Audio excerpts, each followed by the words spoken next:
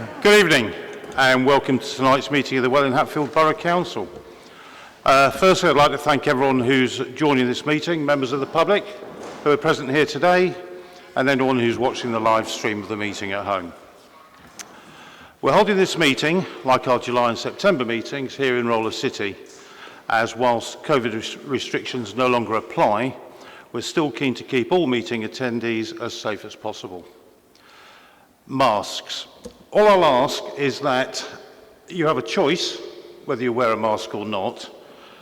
It's not obligatory, but please be mindful of others about you. So if you wish to wear a mask, please do so. But just be mindful of others. And if when speaking, you can please take your mask off, just easier to hear what you're saying. Please bear with us if we have the occasional technical difficulty. Those present at this meeting should be aware that by law it can be recorded by anybody attending. This means the meeting can be filmed, audio recorded, photographed or reported electronically by the use of social media. Therefore, anyone present should be aware that they could be recorded at this meeting. Any recording must cease as soon as the meeting is declared closed. This council meeting is being live streamed and we will use electronic voting. Please refer to the crib sheets on your tables about use of the microphones and electronic voting. And can I ask that everybody speaks clearly in order to ensure everyone in the meeting can hear? Thank you. Agenda item 1, minutes. Does the council approve as a correct record the minutes of the meeting on 17th of September 2021? Can I ask you to physically show your hands, please? Thank you. Agenda item 2, apologies. We have apologies this evening from councillors Lenny Brandon, Margaret Burleson, Lynn Chesterman, James Bond, Samuel Kasumu, Jane Ranshaw, Helen Canay and Tamsin Jackson-Minot. Agenda item 3, declarations of interest by members.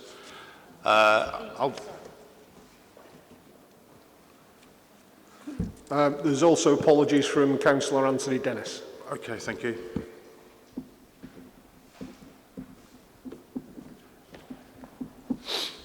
Declarations of items of interest by members. I'll declare that I'm a member of Hertfordshire County Council and also on their planning committee.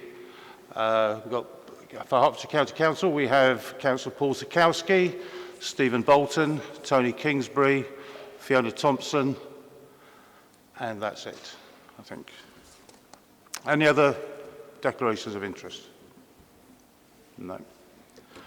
Agenda item 4, local plan, additional sites and modifications to the plan. I'll call on Councillor Stephen Bolton to introduce this item, please. Thank you, Mr. Mayor. A long and winding road has got us to this point, many years and many pounds of expenditure. We're not there yet, but we speak up. I'll move this bit nearer. Is that better? So, at the Cabinet Planning and Parking panel on the 13th of January, the panel considered the recommendations for housing numbers and sites as set out in the officer's report and the recommendation that option D be accepted. The panel unanimously rejected option D of 15,200 homes and the required sites. A further motion was put to the panel of 13,277 houses, and this was approved by the panel by 10 votes in favour, 2 against and 1 abstention.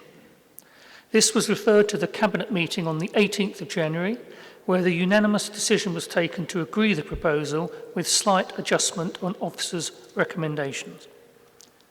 I will therefore be recommending later this evening to the Council that it accepts the decision from Cabinet and accepts the proposed dwelling numbers agreed and recommended by Cabinet and CPPP, specifically that a strategy is put forward for 13,279 dwellings. However, before we discuss this and debate it, I would now like to ask Sue Tiley, who is the Planning Policy and Implementation Manager, to set out the implications of this motion. Thank you. Thank you, Stephen. I have a presentation. I believe there are paper copies which have been distributed to members of the public. So for those watching online, there is a version you can download, and the URL is www.wellhat.gov.uk/local-plan-presentation. So I have a few introductory slides to set the context before running through the detail of the recommendation from Cabinet. The first slide, key stages, just reminds members of the stages in the production of the local plan, which started before 2009 and has been ongoing until it was submitted for examination in May 2017. After which there was consultation on additional sites, both in 2019 and 2020.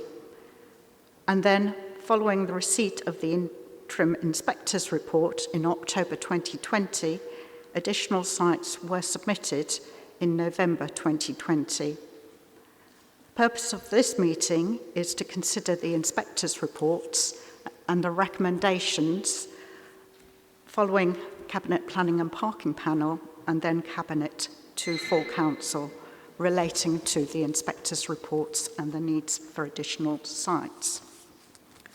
On the next slide, I'll just run through the various hearing sessions that have taken place since the plan was submitted for examination. The first of these in September 2017, and the last session, Stage 9 session, was ran from February to March 2021.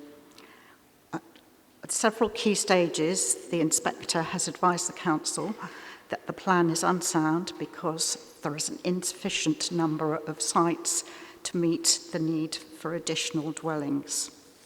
And he has invited the council to identify further sites to make the plan sound. Submitted plan is not just about housing sites, although sometimes I think it's easy to forget that. It contains a number of important policies for jobs, for town centres, protecting the environment, protecting the green belt, and also policies relating to the design of new development. It also contains, as well, settlement and site-specific policies. So, as I referred to earlier, last summer we received a letter and numerous reports from the inspector setting out what needed to be done to make the plan sound. Key amongst those documents was his conclusions on what the objective assessment of housing need should be. And he concluded that it could be reduced from 16,000 to 15,200 dwellings, which gives 760 dwellings per annum. I think it is important to note that a new plan, should this plan not be found sound, a new plan would need to be prepared on the basis of the government's standard methodology of 875 dwellings per annum. In his reports, he also included some advice to the council on how to get to a sound plan and the approach that should be taken to site selection. He stressed the importance of having a 5-year land supply, plus the 20% buffer, the importance of having a proportionate distribution, and that the sustainability of settlements and sites was important. He referred to the need to increase numbers in the number of settlements, and he talked about the importance of having a proportionate delivery across the plan period. Local planning authorities are also required to ensure not only that there are 5 years' worth of sites, that there is a 5-year land supply of sites, but when they allocate sites, there is at least 10 years' worth of specific identified sites. It is possible for the last 5 years' worth of sites to be in the form of broad locations or an area of search.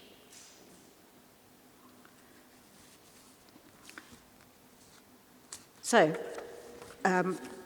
Cabinet Planning and Parking Panel considered the recommendations of officers, as Stephen has said, and rejected officers' recommendations, and instead proposed that the council should revert back to the additional dwellings that it submitted to the inspector in November 2020. So the strategy for 13277 was based on an attempt to meet what in the council's view was an OAN of 13,800 dwellings. And the 13277 figure resulted from the sites that members felt they could support. It also comprised of completions, commitments and small sites with a figure of 3,097 dwellings, a windfall assumption of 1,402 dwellings, allocations equaling 8,029 dwellings, additional capacity on sites which had already been submitted of 679 dwellings, new sites of 1,702 dwellings. But it also proposed the removal from the plan of a number of sites of which would equate to 1,632 dwellings. But since that time, there have been some changes which would affect the calculation. We've had the hearing session into what should be the appropriate level of windfill, and that has increased from 1,402 to 1,668 dwellings. Completions, commitments and small sites figure has also gone up. We've had another year's worth of completions and another year's worth of planning applications coming forward.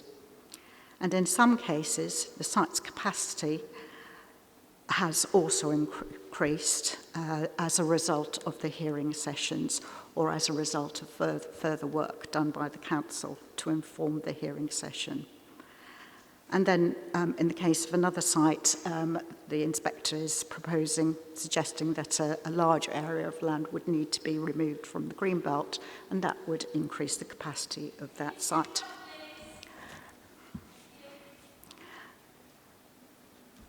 So, and all this information is set out in Appendix B in the papers before you go through it site by site.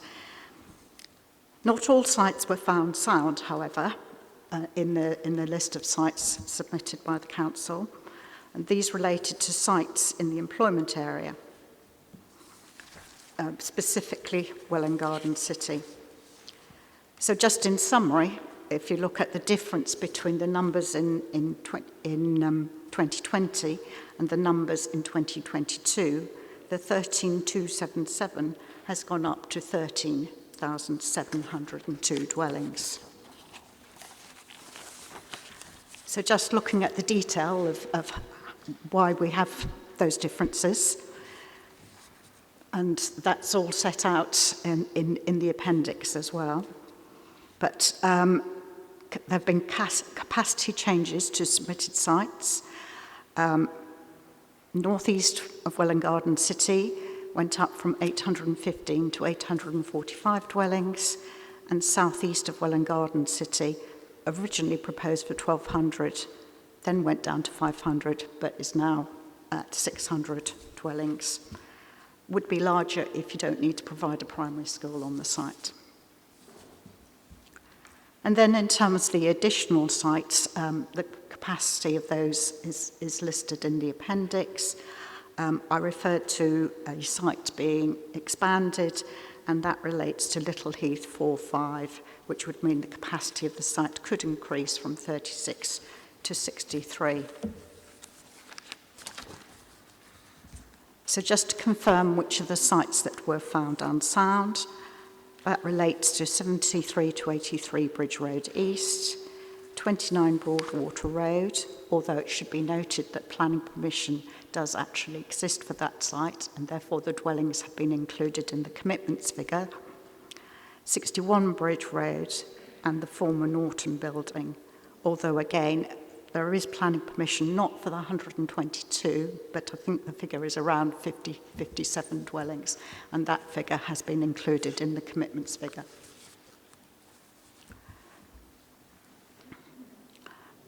And then in addition, there is one of the additional sites. The inspector has concluded that its soundness is dependent on the strategy that comes forward. And you'll see on page 15 that there is a quote from the last paragraph of the inspector's report on that particular site.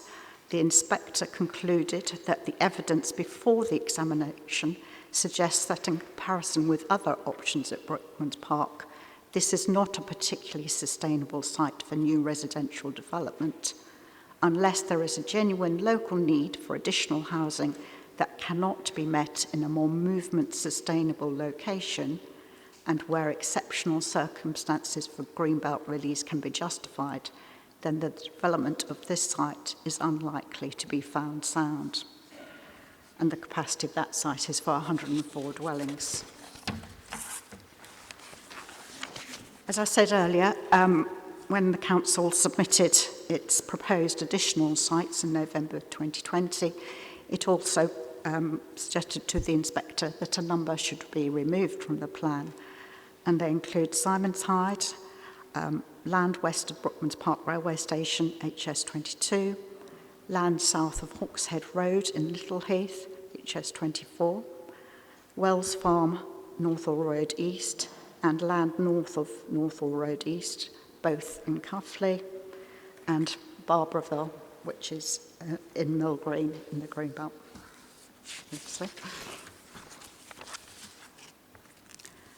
So, Cabinet, noting that the dwelling numbers had gone up considerably from the 13277, agreed that the sites in the employment area should be removed, that there should be additional capacity coming forward on North East Welwyn Garden City and South East Welwyn Garden City, as had been determined by the examination, and that resulted in an overall reduction in numbers of 501 dwellings. And so that you can see in the summary table the comparison between what was submitted in November 2020 and what Cabinet have agreed should go forward. A difference of 2 dwellings in the total, 13277 in comparison to 13279. And also that the total sites number has gone down from 8778 to 8277 dwellings. So officers have looked at the strategy in terms of for the 5-year land supply targets and deliverability across the plan period, and the slide just sets out the different approaches to setting targets. And then the next slide looks at how the 13279 will perform across the plan period, the 15-year plan period. And you will see that actually the majority of the development would come forward by the year 10, which actually is very close to the 10-year target that it would be required to meet under the OAN if it was meeting the 760 dwelling target per annum.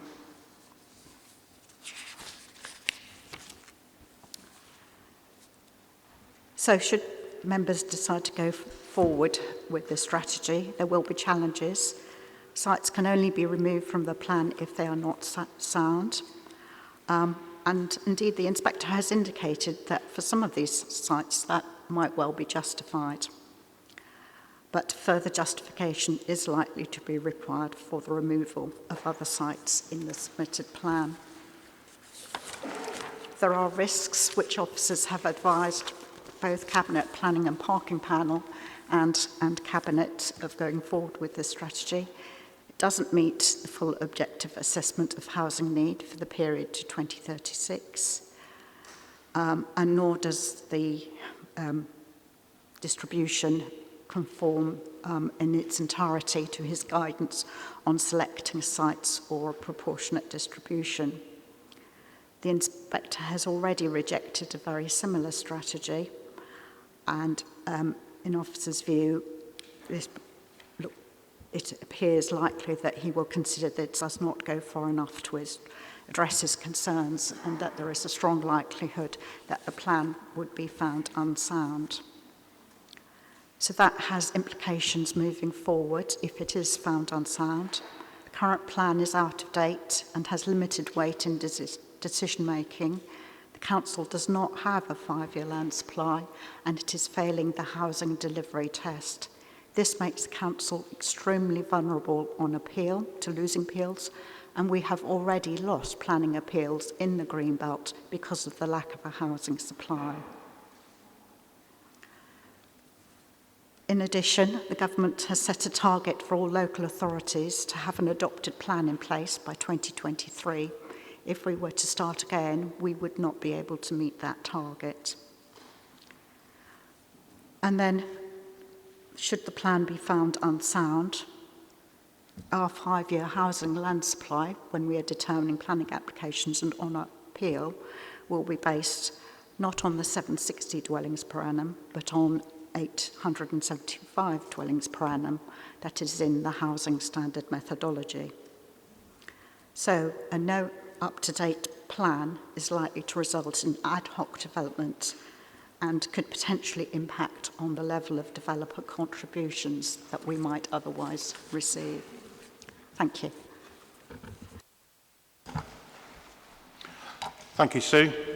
I'd now like to call on Councillors Stephen Bolton and Tony Kingsbury to move and second the item. Thank you, Mr. Mayor.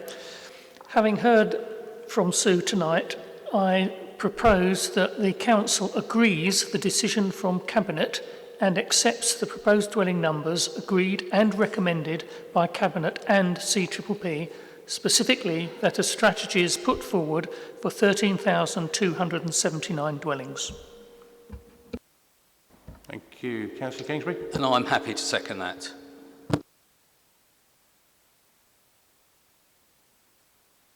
Going on? Yeah, thank you. Okay, well, it's open to the floor then. First speaker, Councillor Bell. Thank you, Mr. Mayor. The members of the Cabinet Planning and Parking Panel this month faced an extremely difficult position, as did those of us in the subsequent Cabinet meeting. But I'd first like to start by clarifying a point. The sites included in tonight's proposal are those agreed at CPPP in November 2020 and reconfirmed at CPPP earlier this month.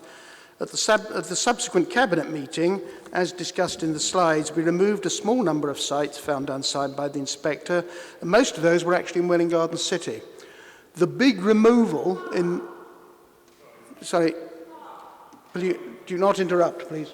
Yeah, hang on, Duncan. Sorry, if we can avoid any shouting out, please, because people are trying to listen, and we don't want to sound like PM's question time.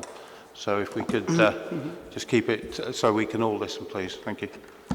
Yeah, the big removal in this whole process, and the main difference between ourselves and the inspector, was the removal in November 2020 of Simonside. And for clarification, we have not put that back in. Simonside is out. I think that's just important to clear all the detail. The audit trail of what happened between CPPP and Cabinet is in the slides just presented. Now, there are risks involved whichever decision we take.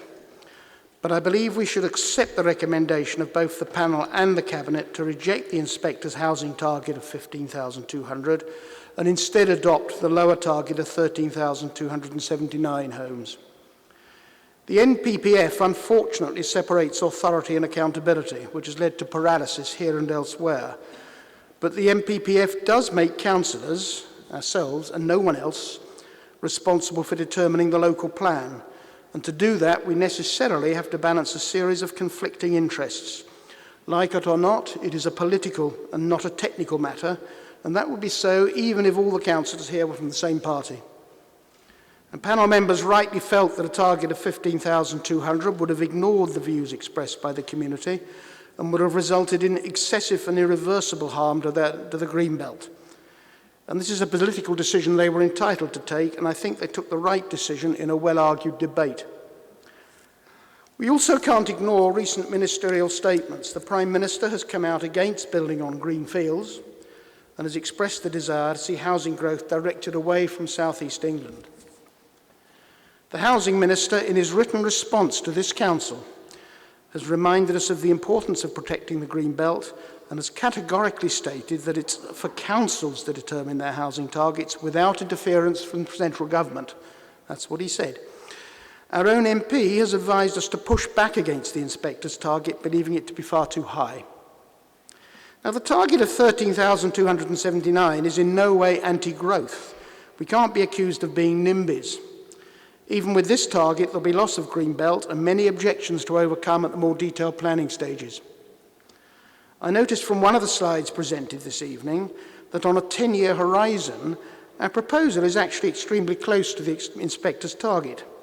And I think we need to make this point forcefully to the inspector to avoid giving the impression we're trying to paint him into a corner. If he could accept our 10-year horizon, we could actually start to get on with the delivery of much-needed homes. As I understand it, Eastleigh Borough Council in Hampshire has successfully adopted a plan on this more medium-term basis. So maybe there's a chance there. So yes, I support the recommendation tonight. Thank you, Mr. Mayor. Thank you, Councillor Bell. Councillor Tusu. Thank you, Mayor. I thought I'd try and speak first, as I was the one who proposed that we should reject 15,200 at CPPP and go back to the agreed November 2020 target. And I'd like to give the reasons why. And my number one reason is I felt the inspector was unreasonable. He was unreasonable when he was holding his hearings. He was unreasonable that he is absolutely fixated on high numbers, while other inspectors, other areas that border here, their inspectors were happy to take 2, 3, and in one case, nearly 5,000 less houses. And I think this needs to send a message that we can't just be told what to do. The second reason is that when I looked purely at my place, and I know we don't have to talk about individual areas, but let's talk about Welwyn West, which has taken over 25% increase in housing since 2011. These are our own figures, okay? Second only to Welwyn Garden City. So naturally, I didn't feel they needed any more development. Then I looked at Dig 1, where people wrote to me, and I looked at that one, and I couldn't quite understand how that was a sound site, which we didn't think was a sound site in 2020, but the inspector thinks it is, purely because there's a railway near it. I believe commuting practices have changed quite dramatically in the last 2 years. But then if I just ignored those two, let's take Simonside. We could all just say, do you know what, let's just put loads in Simonside and be done with it and just get the inspector off our back. But the opposition parties to my right made very sound reasons why Simonside shouldn't be put in it, and I agree with that.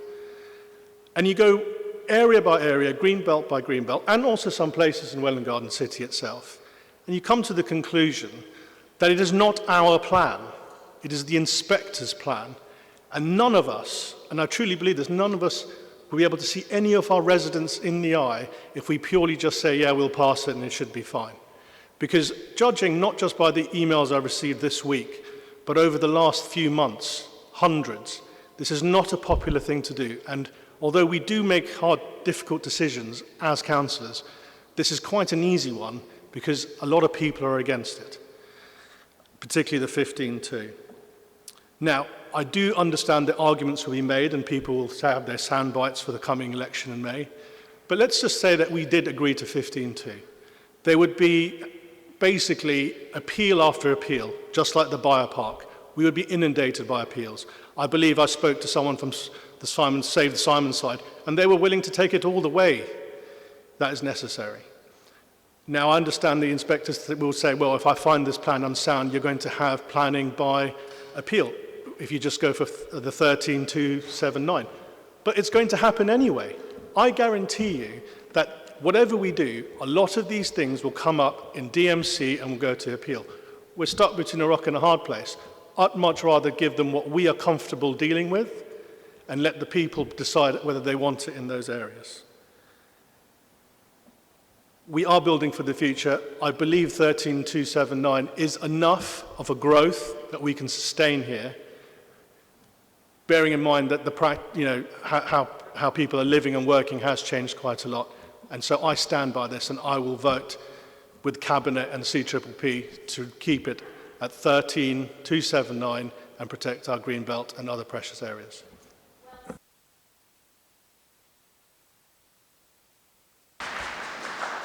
Thank you, Councillor Tusu. Councillor Sikowski.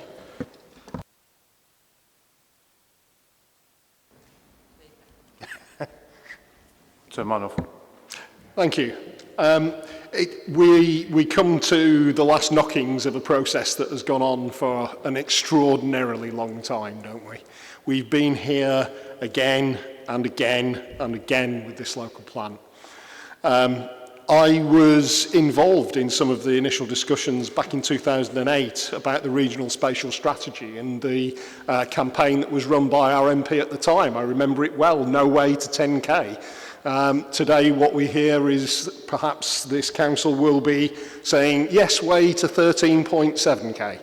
An interesting change in perspective over that decade or so.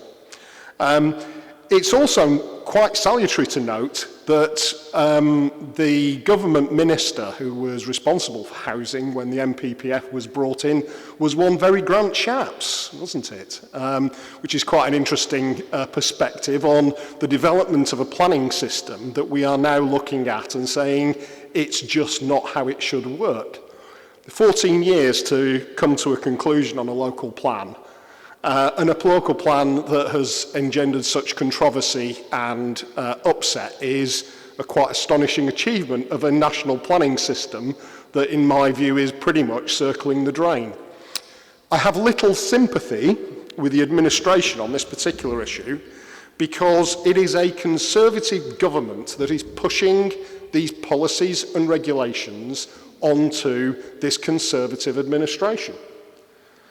Perhaps the conversations that you should have been having were those in the corridors of power to say, this system doesn't work.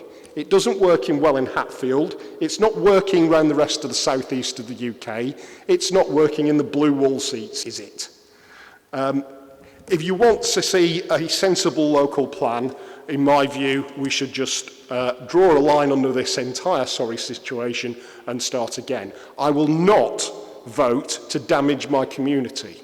That is what the proposal on the table does. It just won't do it. That's not what I was elected to do. Thank you, Paul. Okay, Councillor Platt. Thank you, Mayor. As a new councillor, you come in and you sit on panels and you sit in meetings, and I'm on the CPPP panel that voted a couple of weeks ago. And when you look at these things, I looked at the local plan when I first came in and I thought, is this council mad? And then you sort of look into it and you see some reasons for things. Then what happened last week? The CPPP said they were going to come back with a new proposal with 13,277 dwellings. Well, the revised plan that came out of Cabinet last week and has been proposed and presented today is absolutely and completely unacceptable for the people of Welwyn Garden City, and in particular Pear Tree Ward.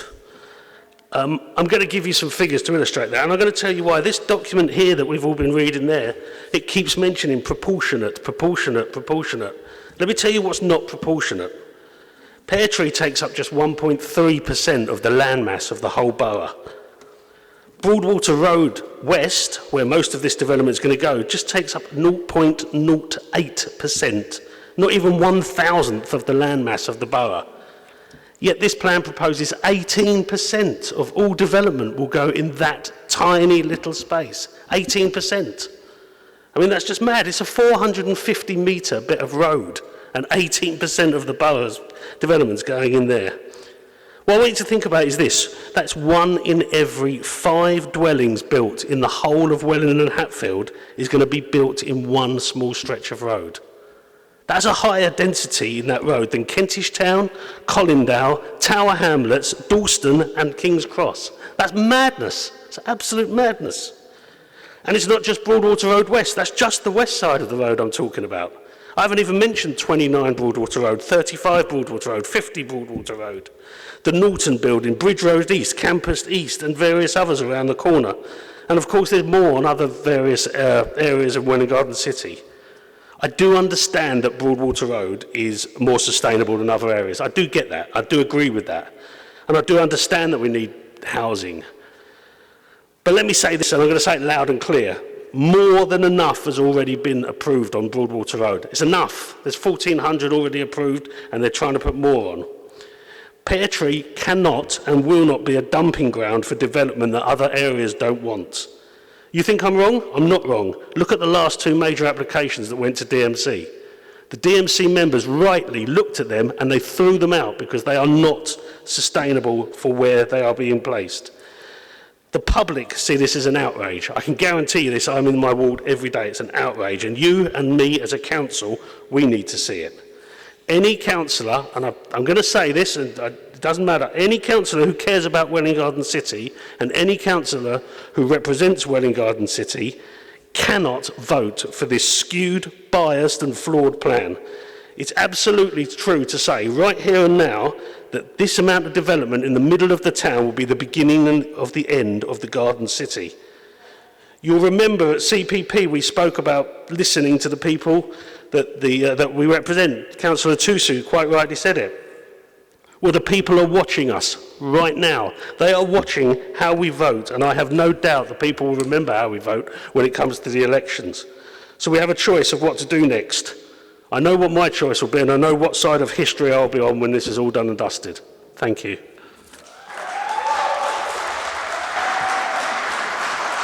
Thank you, Councillor Platt. Councillor Thorpe. Thank you, Mr. Mayor. I'll try and get through this as quickly as I can because I understand there's a number of people that want to speak on this important issue, and I appreciate that we only get one chance to speak tonight, so I'll try and get everything out. The local plan, core strategy, or whatever else you want to call it, has finally run out of road, and those that brought us here finally now have to stare into the reality of their own doing.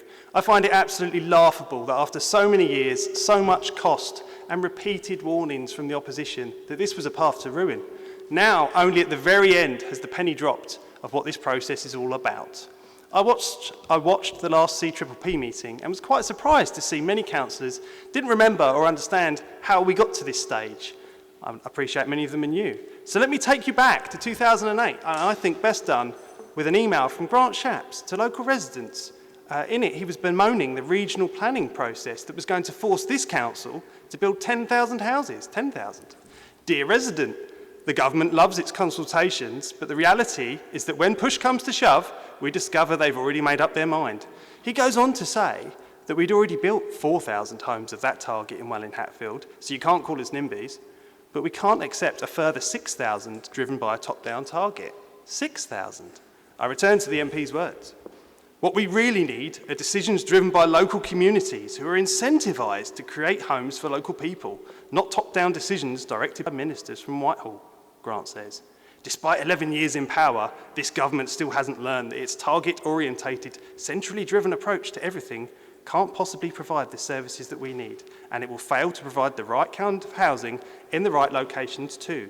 What we need is an approach based on local decision making. When Conservatives have the opportunity in government, we'll ensure that it's local communities who are put back in the driving seat. Amazing words when you consider where we are now. Because of course, not too long after that email, Mr Shapps and his friends were given the opportunity in government, supported then by their friends, the Liberal Democrats. And what did they do? Well, they all got on a big blue bus. On one side, it had a message, no way to 10K.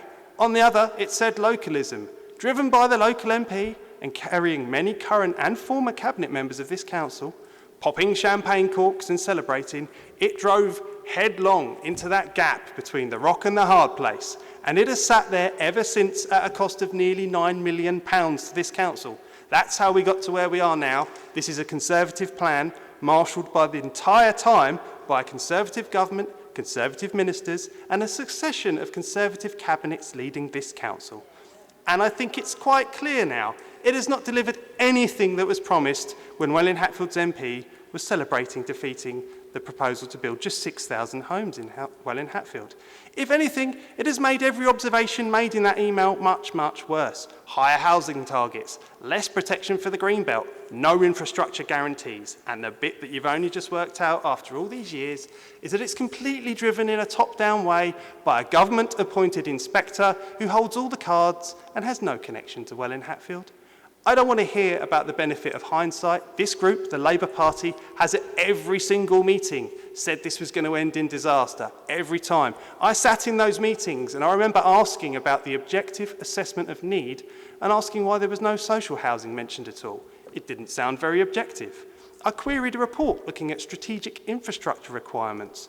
Where's the hospital, the schools, everything else? Oh, that comes later on, after all the houses are built, if we're lucky.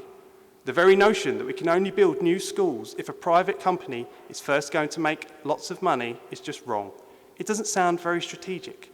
I remember another meeting when the agenda was changed during the meeting itself. Out went a loose plan to spread housing sites across Welwyn Hatfield, and in came new plans that no one had seen before, cramming it all into Welwyn Garden City and Hatfield, so that some of the villages had nothing.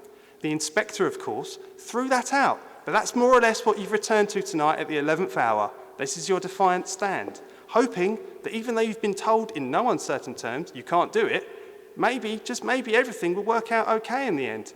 And given how this whole sorry saga has played out, who knows? Maybe it will, or maybe it will continue to get even worse. But make no mistake, this is your plan, this is your doing. Only it's Welwyn Hatfield and everyone in it that's going to suffer. Amazingly, 12 years after the process begun, you've got Conservative cabinet members saying this process is flawed. Indeed it is. Some of us were saying that more than 10 years ago. Now I know that faced with the demands you've been given by the inspector and the fact that you are now out of options and out of time, you'd rather try and wash your hands of it and defy those demands. Even if it means losing control of the planning process, even if it means higher houses building happening, even if it means someone else making all the decisions. After 12 years, £9 million, you've decided, actually, no thanks. We don't want this Conservative localism after all. What a waste of everyone's time this has been. It is quite clear local communities have not been put back in the driving seat. They've been thrown under the bus. No one is happy. That much is clear. To conclude, Mr. Mayor, I've never voted for this plan, never agreed with it. I've sat through much of the early stages saying it was wrong, and I'll continue to say that now. I won't be voting to accept any of these recommendations, and I cannot accept any suggestion you did not all know this day was coming, when all those promises about empowering local communities would turn out to be just as empty as anything else this government has done to local councils the entire sorry time it has been in power.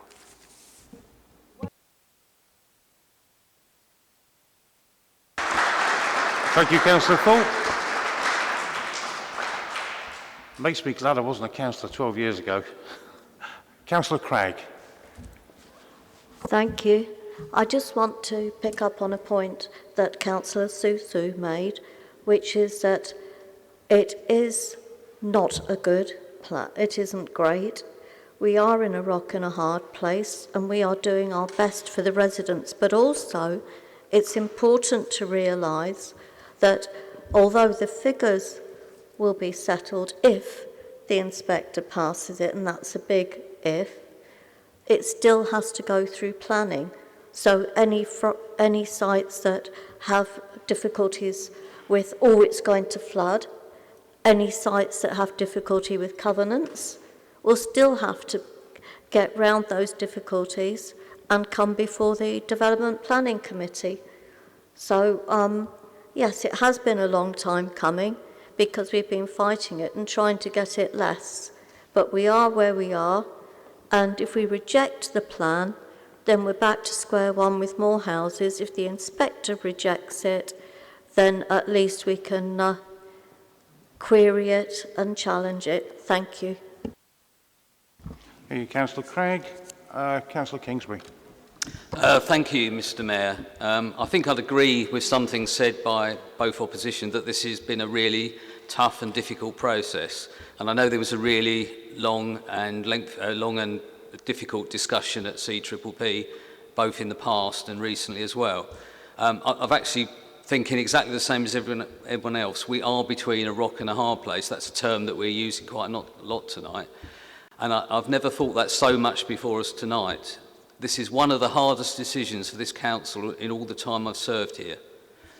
It is important that we get a plan in place, but we do need to consider and listen to the views of our residents. I'm sure all members have received many emails from concerned residents with various views and also from developers. We do need to listen, but views can be conflicting, and we do need to make a decision tonight. Even the number we looked at in November 2020, which is what we're talking about today really, was a significant amount of development and went as far or indeed further than many of us were comfortable with. Members expressed their views strongly at CPPP. It shouldn't be forgotten that the proposal for one of our group to reject the higher number was unanimously agreed by members of all parties.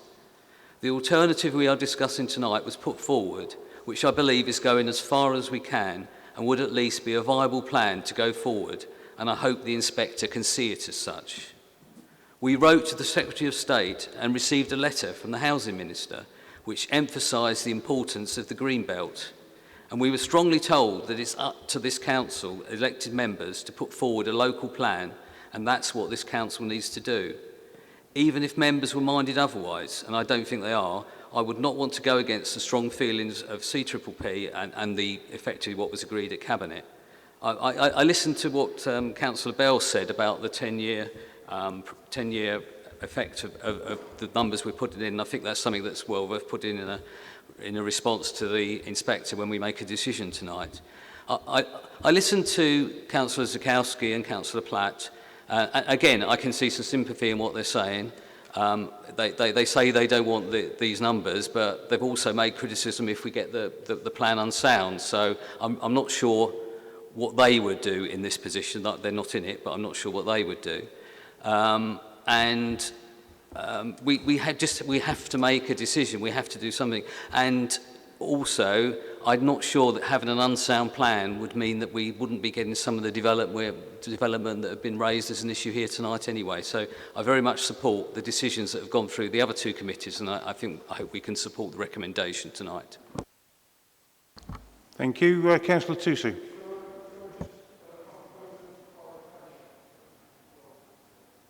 Yeah, you can speak in a minute. Yeah, just calling Councillor Tusu to It was a point of clarification about the statement that Councillor Kingsbury just made, because he suggested in that the CPPP voted unanimously for 13,279, and I don't think that is correct. I think I said they unanimously voted against the 15,200. Apologies if I said something different, but they definitely all voted against the higher number. Thank you. Moving on. Councillor Tusu. I'm aware, Mayor, that there are other people that want to speak. I'm happy for them to go before me, as I've already spoken. Okay. Well, Councillor Elam.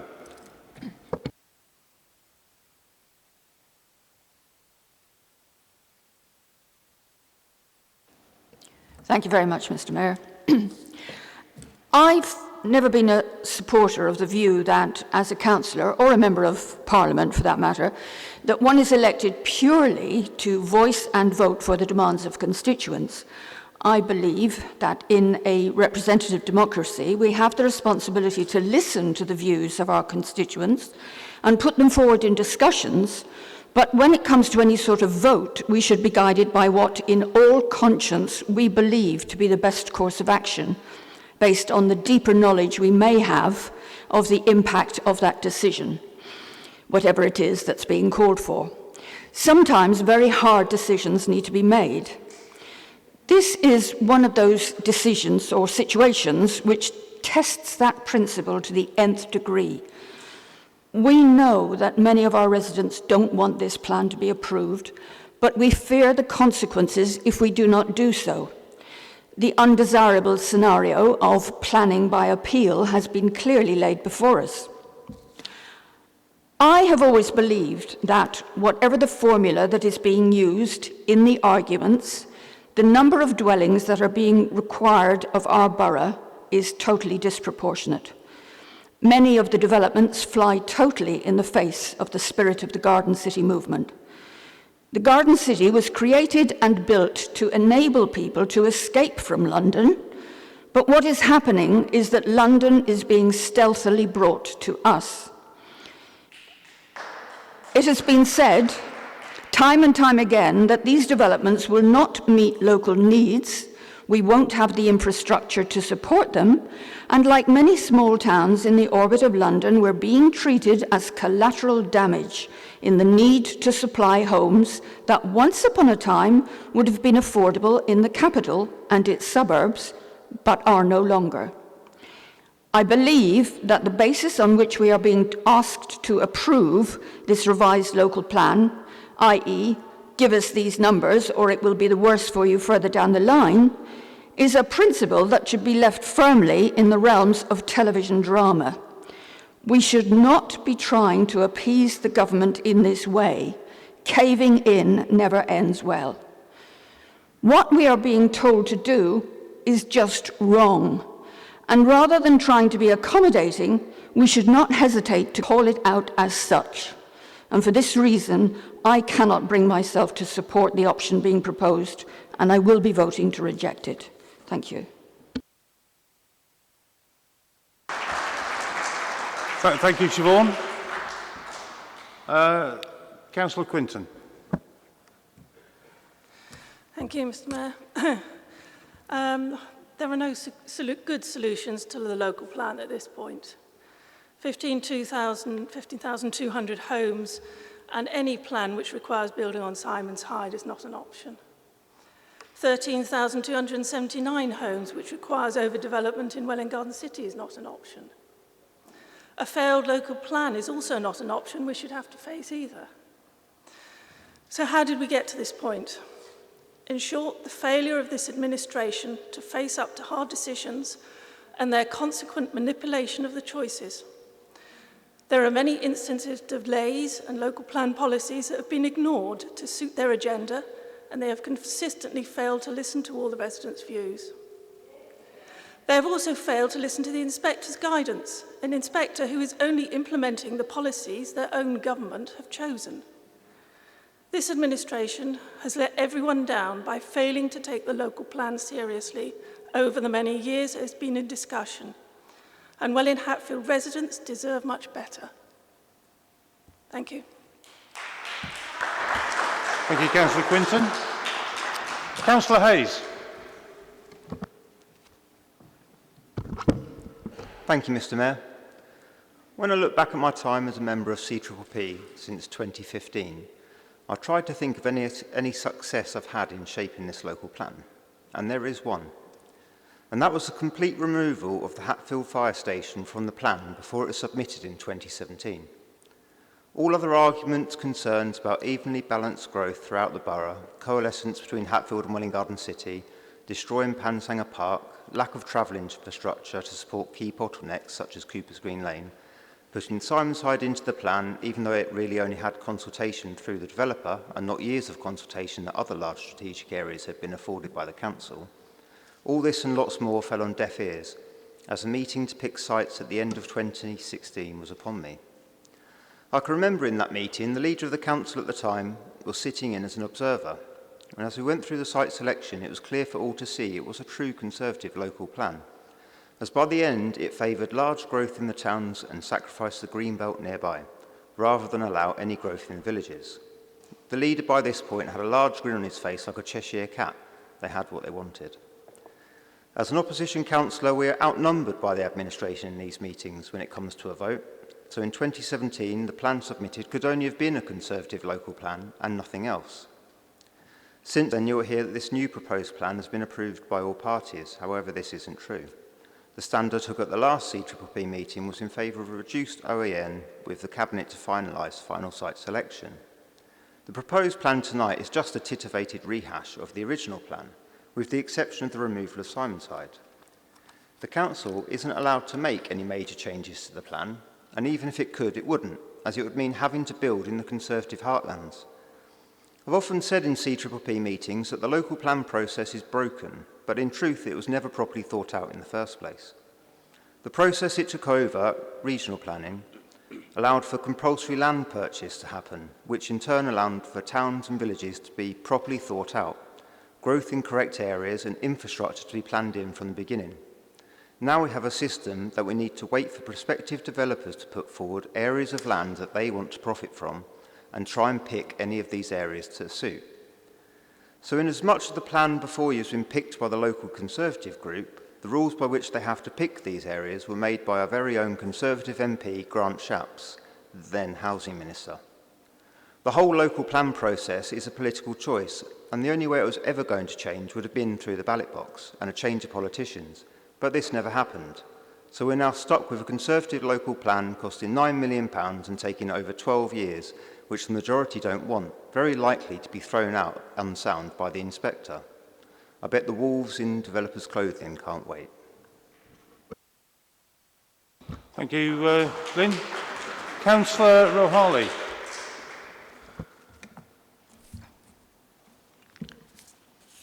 Thank you, Mr. Mayor. I, being the appointed representative of Welwyn Hatfield, would like to make my standing very clear on the presented planning, once again as I did in the previously held CPP on the 13th January. I definitely do not support the idea of 15,200 dwellings. I do not compromise to accept on the so-called enforced idea of 13,277 or 13,279 dwelling, optioned by the leading party when clearly, as we all have witnessed, that their own government finds difficulty following their set rules. We initially refused the offer of 13,277 dwelling made due to high harm categories, use of green belts, including the idea of Simonside. We do not, I repeat, do not compromise and ignore the need for housing.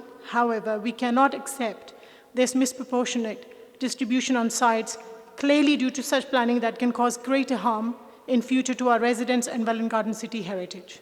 Thank you. Thank you. I'm going to ask for some clarification, actually. What I haven't heard yet from anybody else is some alternative numbers. Everyone's against the 15,000. You don't want the 13,000. You don't want the 13,000. Have we got any other proposals? So we'll go to Councillor Holloway first. Thank you. Thank you for that bizarre intervention, Mr. Mayor. I think it's rich that just as we're expected to believe the Prime Minister was recently ambushed by a cake, that members opposite expect us all to believe that the Conservatives have been ambushed by the outcome of this plan, a plan they've been designing for 12 years. They may be making noises opposing it now in this endgame, but the die was cast years ago by this administration, and members on this side of the chamber have been consistently calling them out on it. It's so disappointing to see such an unbalanced plan being presented.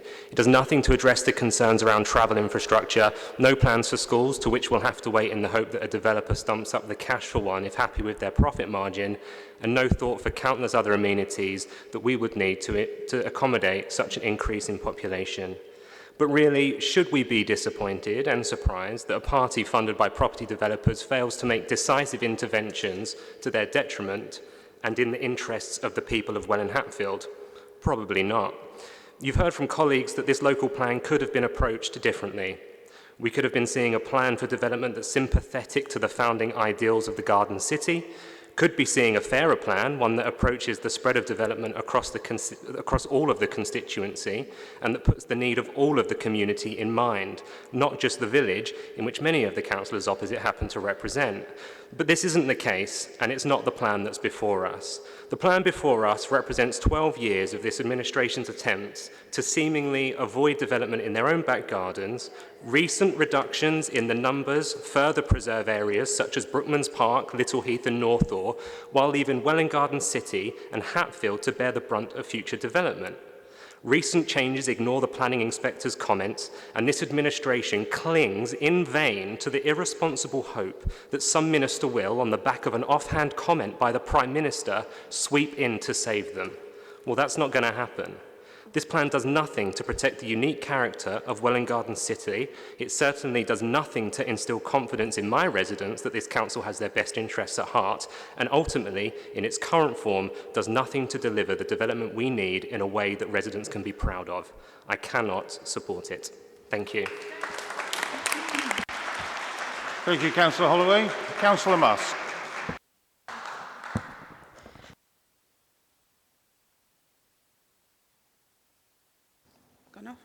Thank you, Mr. Mayor.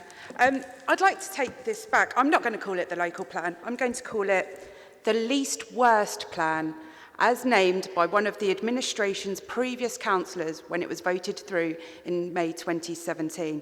The least worst plan, not the best plan that would have been for Welwyn and Hatfield and residents. There is no denying we are in a housing crisis. Can't be ignored, cannot be denied.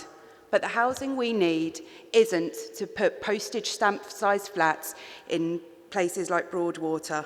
I grew up in a council house in Welwyn Garden City. I had a garden, I had a school, I had doctors, and these are the things that we are going to remove from children growing up in our garden city, just to pay the developers who pay money into this administration, whether it be local, county, or government. I commend Councillor Bell's faith in Prime Minister Johnson, considering he already said that he didn't attend parties. It's a bit of an awkward one, whether he's going to come back on what he said. I want a plan that is fit for children growing up, fit for the future, and this plan has never been and never will be fit for those people who desperately need housing and homes, houses with gardens and not flats. Thank you. Councillor Thompson. Thank you very much, Mr. Mayor. To start, I would like to thank the many residents who have contacted me about the local plan and in advance of this evening's meeting. It's clear from the many emails I and colleagues have received that there is great strength of feeling, both for and against development across Welwyn and Hatfield. Additionally, I recognise the concerns that many residents have about future developments on Broadwater Road in Welwyn Garden City. And as a Welwyn Garden City councillor, and having lived here for over 30 years, I, like so many residents, recognise how special it is. We are very lucky to have a world-renowned garden city in Welwyn Hatfield, and we have a responsibility to protect it. It is right to be concerned about any developments which don't respect the garden city ethos, Ebenezer Howard's visionary design. The emails I have received have been specifically concerned about density and the heights of buildings along Broadwater. Perhaps the time is right to consider other options, including consideration of the silos and production hall, loved and hated in equal measure. They are large listed buildings, and to date, no developer has been able to find a way of preserving them usefully. Development on the site and along Broadwater Road is almost certain. However, removal of the silos might open the door to a more acceptable, lower height, lower density development, still providing much needed homes, but substantially lower height blocks, less Manhattan, more Welwyn Garden City. However, tonight is not about determining individual planning applications. After tonight, there will be opportunities for further discussions and for residents to comment on all future planning applications as and when they come forward. throughout the borough. Regarding the decision we are being asked to make tonight, well, we have been put in a difficult position, and in my view, the local plan process is flawed. As a council, we are required to have a local plan, yet we don't have control over the numbers that we believe are acceptable for Welwyn Hatfield, and we have minimal control over the locations. As elected members and community leaders, we should have the autonomy to create a local plan which suits the needs of our community and which allows us to protect those areas of Welwyn Hatfield which need protecting, and yet the process does not allow for this. The figure of 13,279 before us this evening, while not the inspector's 15,000 dwellings, is not insignificant and will still see substantial growth, including much needed housing throughout Welwyn Hatfield and including development on the Greenbelt. I am very aware that for some residents this number is still too great. However, on balance, I believe it is an acceptable compromise, and if agreed this evening, one I hope the inspector will accept. And as I mentioned earlier, following this evening, there will be opportunity for residents to feed into and consultations on each individual site. So thank you. Thank you, Councillor Thompson. Councillor Tusu. Thank you, Mayor. I think I heard someone say, you won't, but you will, because the biopark came through here and got rejected. So everything will go through DMC. You will have a voice. To think, oh, well, it's in the local plan, it'll definitely get through, is absolutely not right. Yeah, but the biopark will go through appeal as well. And the problem is that if we reject 15.2, it'll go through appeal. If we reject 13.27, it'll go through appeal. Everything will go through appeal. And we are just saying to them that what I'm trying to say is, when we made this decision of 13.279 at CPPP 2 years ago, I think, coming up to now, I think Councillor Hayes is being disingenuous, actually. We were not in the administration, we were not a majority in the administration then. At that time, both the opposition parties could have voted to say absolutely none of that. But I believe there were abstentions, there was discussions. I believe that Simonside was originally there, and I will give credit to Councillor Hayes, and he pushed us to not include it, and we didn't, and we worked together. It was then ratified through full council. Again, we weren't a majority. If all of the opposition councillors had turned up, they could have rejected it there and then, but they didn't. Okay? Yeah, sorry. Can you? It's a discussion. It's a discussion between councillors, not between councillors and the gallery. And if you could just please, the councillors will be addressing the council meeting, and you're welcome to stay and listen, but it is a question of staying and listen, please. So, sorry, you can't. No, this. Yeah. No, you can't. No. Yeah. Sorry. Yeah. Sorry. Can you? You're right. Can you please sit down? You can listen. If you carry on, you'll just have to be asked to leave, and then you won't be able to hear it. Well. If you could just, please, remain quiet so everybody can hear what people have to say. Councillor Tusu, thank you. Thanks.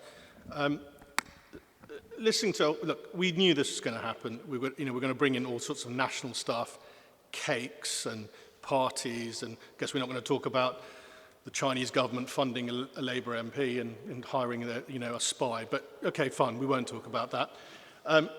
Now, I remember, I can't go back to 2007, but I can go back to the last CPPP meeting in 2020. We had two of them. Councillor Zazowski was at the first one.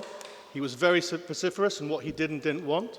He did not come to the second one. I believe Councillor Cowan at the time, the leader, came. And I think he proposed 12,000 something. But guess what?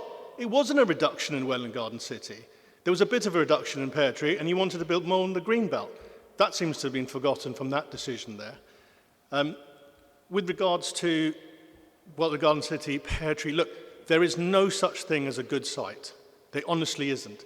For every person, I take Councillor Platt's point of view. We've had a talk about this briefly. Yes, he is outstanding at representing Pear Tree. I note the other two councillors aren't here today, but he makes a point, and he is defending Pear Tree. And we are defending, I'm defending Welwyn West, Welwyn Parish, Welwyn East. Everyone is trying to defend because we are stuck in a rock and a hard place. And all we can say to the inspector is, listen, when we, and Councillor Thorpe was absolutely right, he has always been against any plan. But I take the point that the last CPP, 3 Labour councillors did vote to put through 13.2. I appreciate that. They had no other option, but they could have voted against that as well. That was the last time in which we had a joint agreement across to put 13.279 through. I reiterate, in 2020, we were not the majority. If the opposition parties were so against it, they could have all turned up and voted against it. They didn't, and it went through. And they abstained because they wanted to wash their hands off it. And those that have always been against it, I give that credit to them, they have always been up against anything, 9,000, 10,000, 12,000, 15,000. But this is what we're putting through. It is a compromise. It isn't the best. People are going to be upset about it. It is not because I have some developer in my back pocket. It costs me to be a councillor, actually, for missed time and work. I find it sometimes quite disingenuous to believe there's corruption. You hear it on social media. Certain councillors have said it today that apparently we're all taking backhanders from a developer.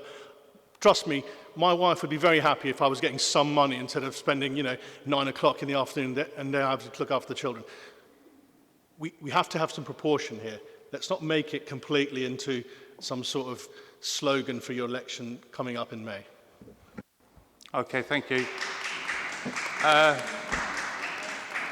Councillor Marsh, Frank. Yeah, hello. I think what we're forgetting here throughout this discussion are the principles of the Garden City. They seem to have gone out the window here. If we accept this plan, we'll never return to Garden City status ever again. And that's the main point here. We are going to have high density, and it should apply, the Garden City principles should not only apply to where we are now, but for the whole of the borough, so to build sustainable, decent housing for individuals. Not forget to mention as well, affordable homes and social housing, which is really necessary if we are going to build housing. These are the principles we should be looking at when deciding anything, and I don't think this plan would allow it. So I'm voting against. Thank you.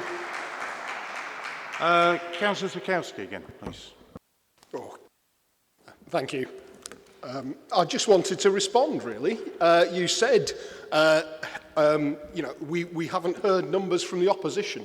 Well, I'll give you a number, although it's not a number of houses. The number is 10. And it's about the number of years that question is too late, actually. It's about 10 years too late to be asking us what our numbers would be instead. You're actually really coming to this stage and saying to us, what's your alternative? You're a bit late. We already proposed our alternative back in 2008. Some of you around this room will remember the charrette.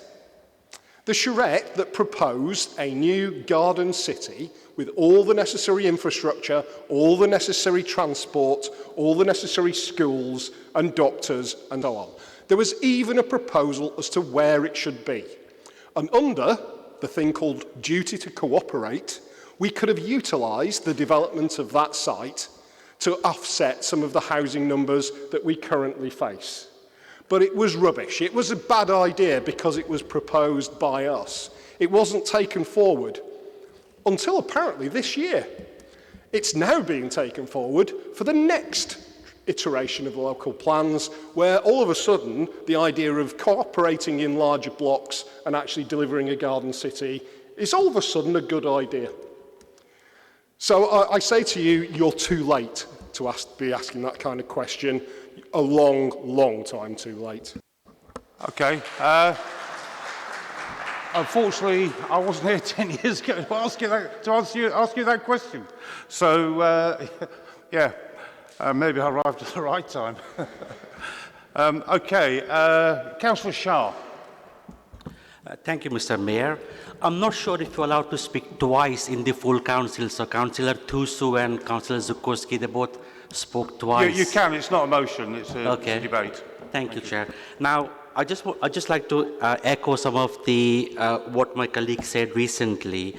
I mean, the inspector clearly instructed the council that he will not accept anything below 15,200 dwellings. So I'm not sure he's not unreasonable. I mean, he also suggested that there shouldn't be any allocation to the Simon's Hyde until all the options have been exhausted, even though the report put Simon's Hyde into option D, which was rejected by everyone.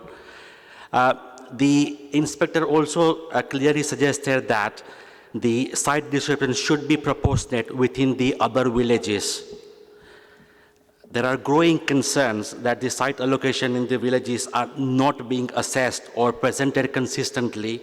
This is causing big problems. Some other villages' sites are more suitable and sustainable. They all have railway stations, they all have schools, they have shops as well. The opportunity in and around the Hatfield and Welwyn Garden City has been largely exhausted. Therefore, I do share same concerns and sentiment as many locals in Hatfield and Welwyn Garden City.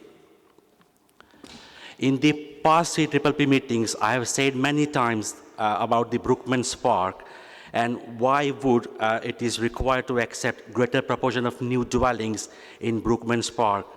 And I'll tell you why. If you look at the Brookman's Park, because it has a large railway station, similar size at Porter's Bar, Hatfield and Welwyn Garden City. It has a primary school, and I believe it will be expanded to the two-form entry school. It also has a secondary school. This is the only village which has a secondary school within the village. Brookman's Park has numerous shops, post office, libraries, pubs, restaurants, church, golf clubs, tennis clubs. It also has a substantial parklands and public open spaces. Brookman Park is the home for the Royal Veterinary College, which employs 600 people. Therefore, Mr. Mayor, this council must act in the best interest of the whole community.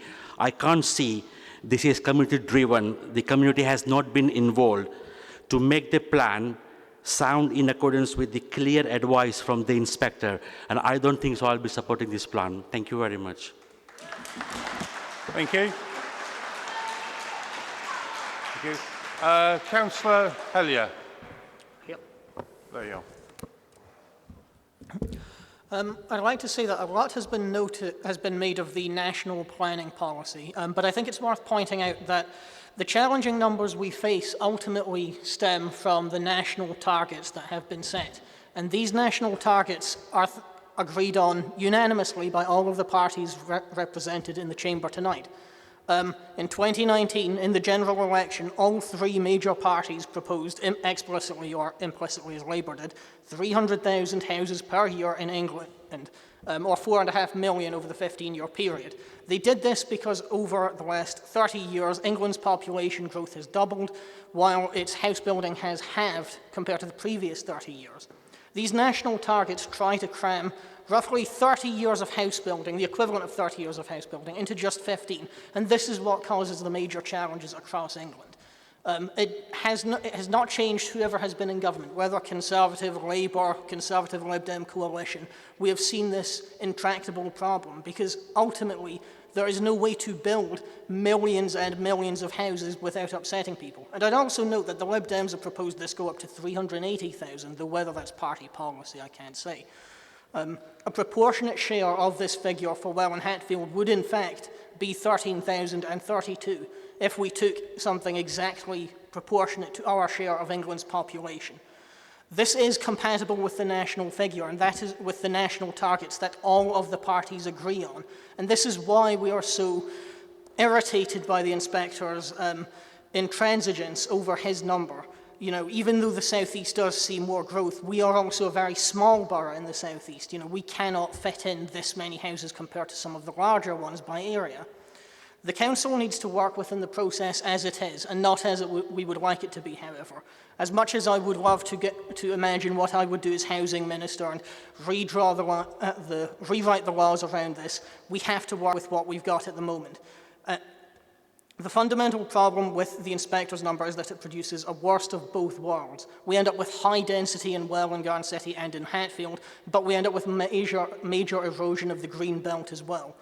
The current plan does some job to alleviate the erosion of the green belt, and it also does reduce the density in Welwyn Garden City a little bit, admittedly not as much as I would like, but we are very restricted. We seem to consistently hit a binary in our plans as well, between an ultra-high density of 14,000 per square kilometre, as the Liberal councillors brought up in Peartree, or something that's more like 4,000 per square kilometre, where we end up with this urban sprawl that just goes across the whole greenbelt. The original Garden City plan that Ebenezer Howard put together had a density of about 6,000, or 7,000 if you look at the central hub city that he put in. That's something that is designed around principles that, frankly, we completely miss, and that is not a part of our policy. And I think going forward, we need to look at those original plans again and look at how that was going to be achieved. With better public transport, with more walkable cities, with that kind of thing, and with cycling infrastructure as well. That's what we need to do in the future to get away from this. But in the immediate term, we need to work within this plan. We need to work within the current policy as it is. And so I will be supporting 13,279 for whatever fault I may have with it. So that's my piece. Thank you. Councillor Weston. Thank you, Mr. Mayor. The plan is flawed, and there's no getting away from it, whether we went for 13,279 or 15,200. The whole thing is flawed. We've heard lots of people saying how we should be doing it, but at the end of the day, perhaps we should compromise, and this is where we are. We have to work with what we've got, was said by the last speaker. I don't agree. I think that's just to accept a second-rate plan and say, well, let's just do what we can. When all the time we've got residents up in arms about the Broadwater development, the high density, the tower blocks, the fact that these developments have got nothing to do with the Welwyn Garden City ethos. And Ebenezer Howard has just been mentioned. Well, he had a vision. There's no vision here. This is just higgledy-piggledy. Let's do this, let's do that. And we've all seen, I think we've all seen, or most of us have seen, what the Conservatives are doing with the southern villages. It's just a ruse to keep those out of the plan, even though they've been, the southern villages have been designated as sound for the plan. So I think we have to look our residents in the eye. That's something one of the Conservatives said. We do need to listen to our residents. Again, one of the Conservative councillors said that. We need to listen to the views of our residents. And we've all had the emails about the Broadwater plan.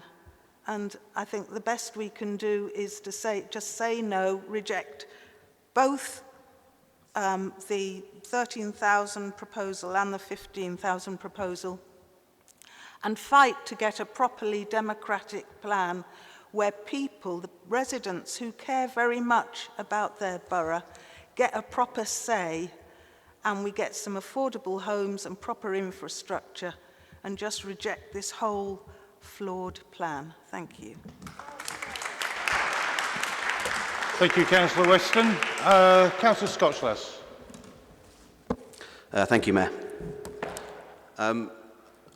I've come to this council to be positive, but unfortunately tonight, Councillor Tusu has been throwing around words like disingenuous at a lot of other councillors. During his council election bid last year, I've received election literature that says he is against the expansion numbers at the wheat quarter. Many constituents have picked up on that, and he has shared that. It's written down, and I have it. Yet, at CPP recently, he proposes a local plan with the numbers increased. I think that is disingenuous. So I'll draw a line under that. I'm predisposed for the heritage of the Garden City. Our motto is by wisdom and design. In this plan, there's very little wisdom and very little design. Thank you. Thank you. I'm going to go to Councillor Stephen Bolton next. Thank you. Well, actually, we did quite well tonight. We got through an hour before somebody mentioned cake. I thought it was going to be much quicker than that, but I shall eat cake tomorrow. I was here in 2008 when the Labour government was pressing us to build 8,000 houses. I was councillor at that time. I remember the fuss, but it was the Labour government that was pressing us to do that. Since the beginning of this plan and during the process, the officers and members have been nothing but serious on their work in doing the plan. Any suggestion that a professional and thorough piece of work has not been undertaken is just false and an unworthy slur on the very hard-working officers. Firstly, the call for sites. We do not own sites, but they are owned by commercial people, landowners. So we cannot wholly choose what and where to build. Infrastructure. No one is going to build infrastructure before houses because infrastructure costs money. So you get the infrastructure with the houses. Councillor Elam says that we must respect the people of the borough. I do that, and I've had numerous emails over a number of years. There are about 110,000 people in the borough. There are less than 50 residents sitting up there tonight. In the audience, we have people who want to preserve the green belt and others who do not want to build in town. Houses have to go somewhere. Councillor Musk wants houses with gardens. Sorry, Councillor Bolton. Sorry, hang on a minute. Sorry, madam. I've asked you before. Can you please not interrupt? Thank you. Councillor Musk wants houses with gardens. Yet there are people in the audience who say no, not where I am, not here. In Broadwater Road, planning consent already exists for multi-storey blocks, and these will be built. Some of the emails that I've received on Broadwater Road seem to suggest that multi-storey blocks can't be built, but there is planning permission. There is an existing planning permission for Broadwater Road, and this must be understood. And tonight we've dealt mainly with Broadwater Road. Where are the people from Cuffley, from Welham Green, Digswell, Welwyn, Little Heath, Hatfield, and so on? Now, I have sympathy with tonight's speakers. I may not sound like it, but I do, and I really don't want to accept these numbers. But there is a difference between those who carp and snipe and those who have to govern. We have to govern, and the advice that we've heard from experts, including QCs, is that we will have to do so, and we will have to find numbers to eventually find a sound plan. It's not an easy choice, but it's a difficult one, and it's a necessary one. Thank you. Councillor Lake. Thank you, Mr. Mayor. Tonight, the Liberal Democrats have accused us of letting our residents down or damaging local communities by adopting this plan. The Labour Party has accused us of washing our hands or even a lack of vision, which I quite like as a Conservative because I prefer pragmatism to vision and ideas. At best, we are sort of panicked and short-sighted. At worst, we are in cahoots with evil developers. This is politics. To make it personal, my wife and I are trying to buy our first house. We are currently renting. Unlike any members opposing this, we are not fortunate enough to yet own our first home. It is not enough to simply say no to this. Houses currently, we have been offered in Welwyn Garden City, in Hatfield, multiple viewings for houses. They are going before you can even view them. Houses are being bought and sold on Facebook. We need to build houses. We're putting this forward and standing against egregious development that's been imposed on people against their wishes. We constantly consult with residents and our constituents. The proposed plan has been changed after listening to people's views. It's been revised. It's been carefully thought through. More than anything, there is actually a plan. Just saying no is not a plan. And for that reason, I will be voting for this. Thank you. Thank you. Councillor Tuso again.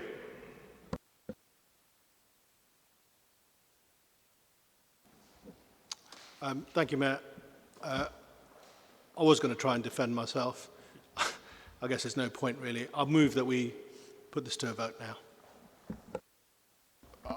I've got 4 people waiting to speak.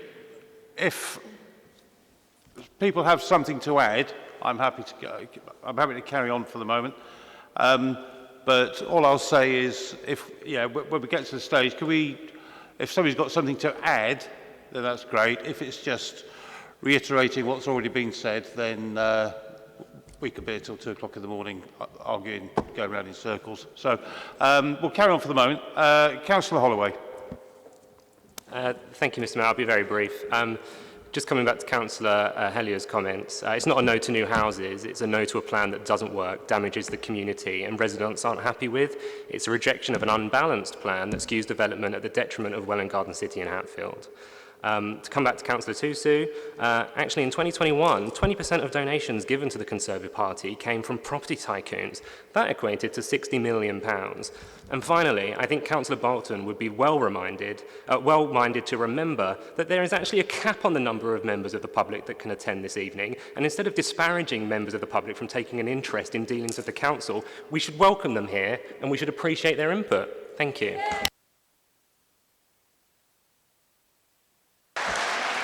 Thank you, Councillor Holloway.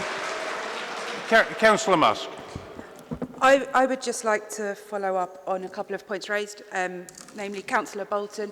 Yes, I have asked for houses with gardens because, as Councillor Thusi has pointed out, we are in a changed way of living, changed way of working. We cannot have children having rickets because they are in Victorian slums. And yes, so we do need gardens. We are also in a climate emergency. This would go to offset that. And Councillor Lake, yes, lots of people can't afford to own. I can't afford to own either. I grew up in a council house and we need those council houses back. That is what we want better. That is the vision, and having something better than what we are giving to the public. Okay, thank you. Councillor Sikowski. Thank you, Mr. Mayor. I just wanted to correct an inaccuracy that Councillor Bolton made in his speech just now, because he said quite clearly the council does not own sites. And that is demonstrably untrue, in that one of the sites that the council owns is in my ward, Hollyfield. It's a garage site that is in the submitted local plan, which I'm sure the officers can actually advise you. I also say that the council is actually quite a significant landowner and actually has a range of different pieces of land around the borough that, for whatever reason, have not come forward for development. Now, last February, we proposed a proposal to build on 200 properties on partially used garage sites. We will be doing that again in a week's time. Now, there are 200 houses that are distributed equally around the borough, that are on sites that are significantly underused, and that this council owns, but are not in this plan. Now, you might think that that is a sniping and a carping approach. I've proposed over years a series of options and alternatives, and what I've got is superciliousness and dismissiveness in response. So I find it quite offensive that you would use those terms when we're in this situation.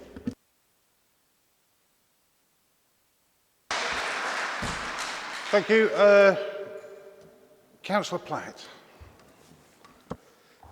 Thank you, Mayor. Don't worry, mine's just a quick one. I'd also like to just mention something and reply to Councillor Bolton. Feels a bit like we're picking on him, but... Councillor Bolton is correct when he says there are dwellings approved on Broadwater Road. He's absolutely correct. But it's just worth saying that the amount of dwellings that are approved on Broadwater Road at this time is about 1,400. Within this plan, just on Broadwater Road West, there's 2,424. So it goes up by 1,000. So actually, just to say there are already dwellings approved is slightly misleading in relation to this plan. Secondly, and just very quickly to the Conservative councillor just mentioned that he was looking for a house in Welwyn Garden City and it's hard to find. It is, you're absolutely right, it is very hard to find a house in Welwyn Garden City, and it surprises me he'd vote for a plan that actually has no houses in the centre of Welwyn Garden City in it. Thank you. Thank you. Councillor Bolton, I think you're coming back there. Thank you, Mayor. Could I ask Sue Tiley, please, just check on the figures for Broadwater Road, because I don't recognise the figure of 2,400.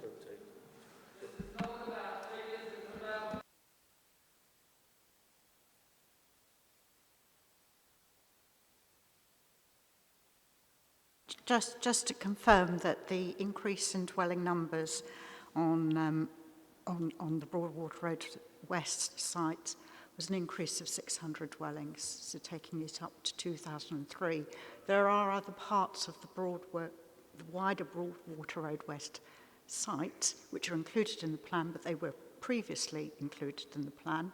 The Biopark site is a new site, but the Pall Mall site was previously allocated for 171 dwellings, and so that remains unchanged. Okay, thank you. Yeah, Russ. Yes, I'll come back to you. What I want to avoid is actually just talking about individual sites as such. So. Yeah, just to clarify, the actual statement from Councillor Bolton that I was clarifying was that 1,400 have been approved. Okay, so that's planning approval, and I'm talking about the 2003 Broadwater West, 250 on Biopark, and then the 171, which I think is under Pall Mall, is it? So that's the 2424. So thanks. Okay, thank you. I think we've discussed it as much as we can, in as much detail as we can, without going to individual sites all the time. So we're now going to move to a vote. So we'll use electronic voting. And it's, does the council agree the recommendation? And the recommendation from Cabinet was that full council agree the proposed dwelling numbers of 13,279, which can be formed from sites which the inspector found sound. So we use the voting buttons on the microphones. If you're voting for the recommendation, it's the plus. If you're voting against the recommendation, it's the minus. And if you're abstaining, it's the middle 0 button. So cast your votes now, please.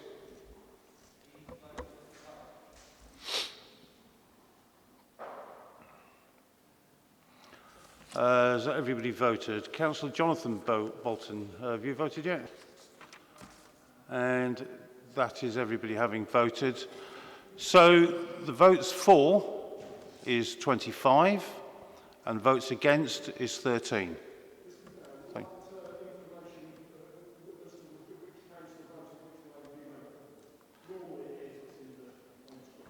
Yeah, so do you want me to? It is, yes, it is on the screen, yeah, save me. I can read them out, but you'll get bored with it. Okay, all right, and there are no abstentions. So, so the recommendation is carried. So there are no other items for this meeting of the Council, so this completes the business for this evening, and I now declare this meeting closed.